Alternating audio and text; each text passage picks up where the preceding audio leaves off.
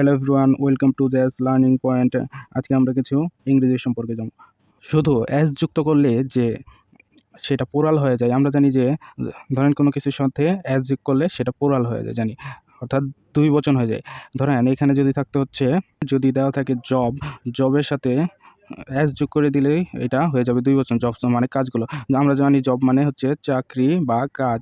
Job মানে যদি চাকরি হয় তাহলে এটা হচ্ছে এক বচন, আর যদি এর সঙ্গে অ্যাস বা অ্যাস যোগ করে এর সঙ্গে অ্যাস যোগ করে দেওয়া হয় তাহলে সেটা হয়ে যাবে দুই বচন। অর্থাৎ আমরা জানি যে কোনো কিছুর সাথে এক যোগ করলে সেটা এক বচন থেকে দুই বচন হয়ে যায়, কিন্তু কোনো কোনো ক্ষেত্রে এক বচনই থেকে যায়, বরং কোনো ক্ষেত্রে শব্দটির অর্থই চেঞ্জ হয়ে যায়। দেখেন এখানে যদি দেওয়া আছে ঋণ, ঋণের সাথে অ্যাস যুক্ত করলে হয়ে যায় বর্ষা। তারপর গোডের সাথে অ্যাড যোগ করে দিলে হয় পণ্য। তারপর হচ্ছে ওয়ার্ক মানে কাজ, সাথে অ্যাস যোগ করে দিলে হয় যে সাহিত্যকর্ম। ওয়াটার মানে পানি, ওয়াটারের সাথে অ্যাস যোগ করে দিলে হয়ে যায় জলাশয়। কাস্টম মানে হচ্ছে প্রথা, কাস্টমের সাথে অ্যাস যোগ করে দিলে হয়ে যায় শুল্ক। ধন্যবাদ সকলকে। নেক্সট টাইম আপনারা কী ধরনের ভিডিও চাচ্ছেন অবশ্যই কমেন্টে জানিয়ে দিয়ে যাবেন। আমাদের ইউটিউব চ্যানেল এবং পেজ ফলো এবং সাবস্ক্রাইব করে পাশে থাকবেন।